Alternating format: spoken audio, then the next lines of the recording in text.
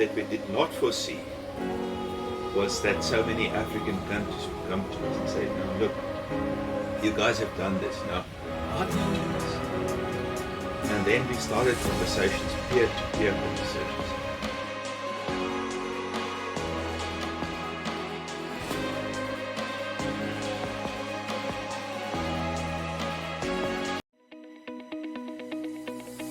Hello everyone, welcome to another episode of Pathways to Peace.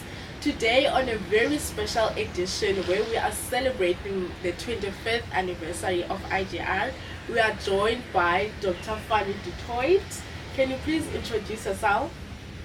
Hi Nande, with pleasure. I'm Fanie du Toit, and I am the second executive director of IJR after Charles Villavicencio, who was the founding director. So I was at the Institute for 16 years of my life, from the year 2000 to 2016. And then since then I've been doing consultancy work in the area of peace building and transitional justice in a number of places in the world, Iraq, Myanmar, Yemen, places like that. So it's really given me a more global feel for where our field is at. But I see myself very much as a product of IJR. And what was IJR's founding vision, and has it lived up to it? You know, IJR started during the Truth and Reconciliation Commission. You have to remember that the Commission had to invent things as they went along, because nowhere in the world had there been such a specific experiment to this scale done before ever. So everything we did, we had to kind of make up as we go. And one of the things people very quickly realized in the TRC is that this is far too short a period for for reconciliation to be thoroughly understood, let alone promoted. There was some truth that was being able to be brought to the table of victims, and how victims of gross human rights violations in South Africa, and how they were mistreated by the apartheid government.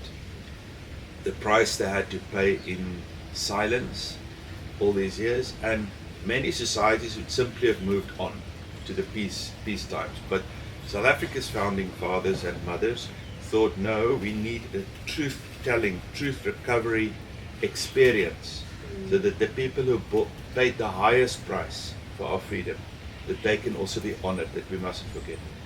So this is what the TRC was all about. And very quickly into this, it was only 18 months, remember, that we had these hearings. So only 2,000 people spoke in public. The list was 21,000 victims.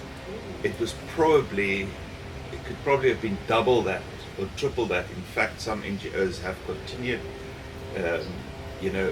building the list, and they're claiming many more tens of thousands of people on the list. So people who suffered either murder in their family, abduction, severe ill treatment by the apartheid government, or torture.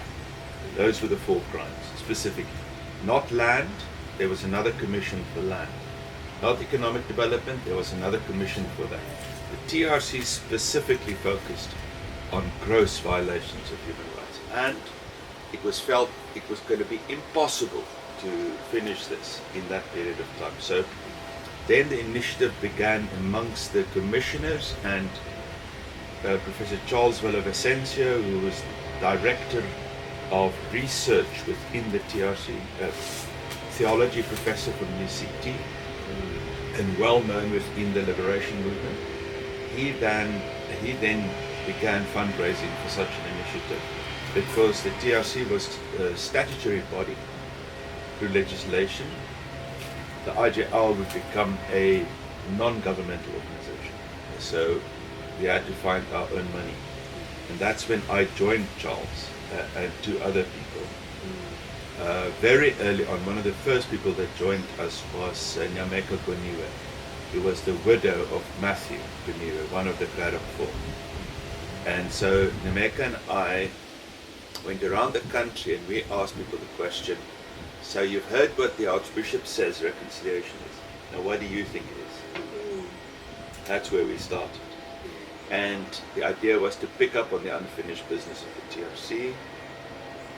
At that time, we'd still hoped that the government would prosecute some of the people who did not get amnesty to keep their end of the bargain, that they would pay substantial, life-changing reparations to the victims, like almost like a salary for the breadwinner that they lost in many cases, that there would be scholarships for the children of these victims to go free to university and so on.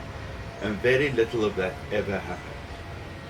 So part of our job was, apart from asking ordinary South Africans what they thought of reconciliation, was to lobby government to say, listen, stick to your promises, man, please. You know.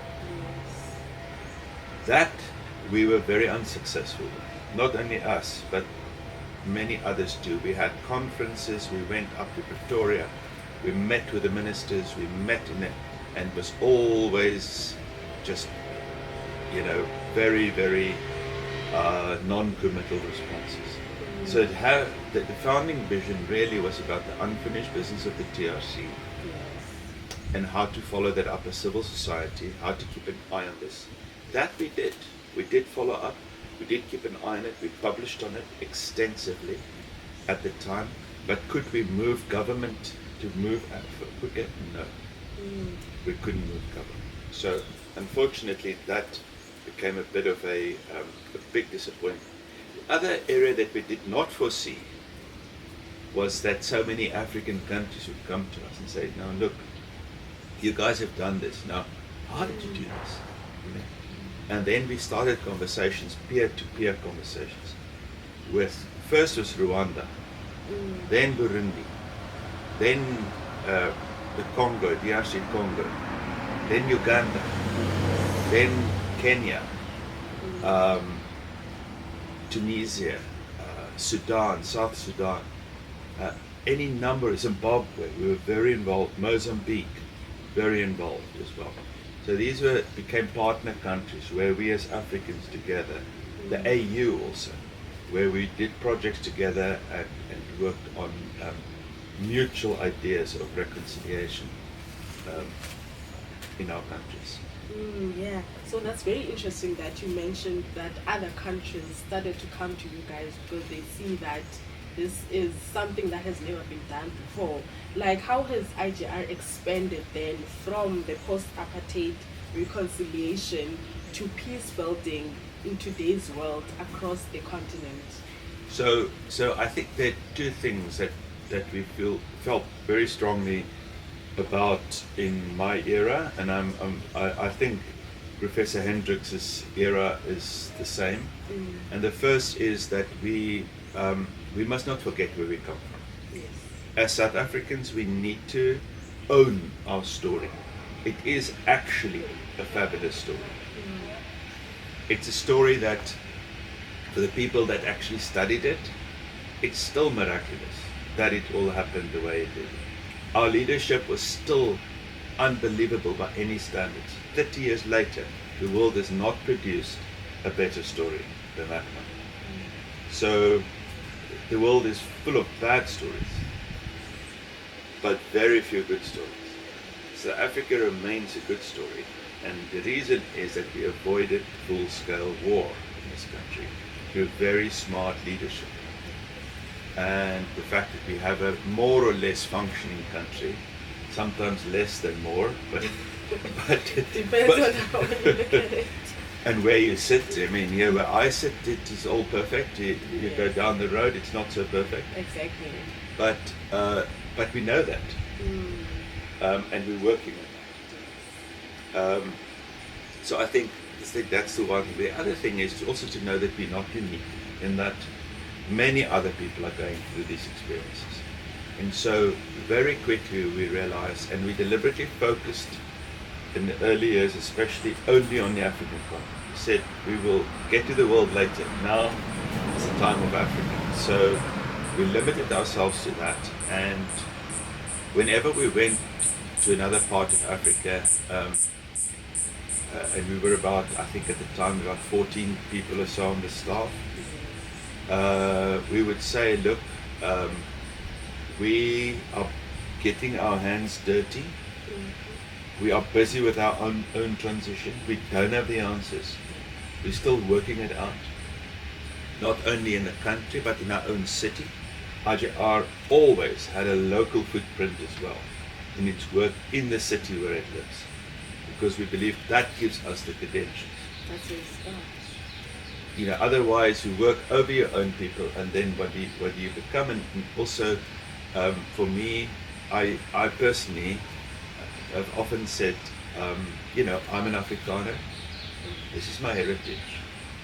My ancestors did instigate apartheid, and it did kill and hurt a lot of people, and put especially black people in the situation they are in today.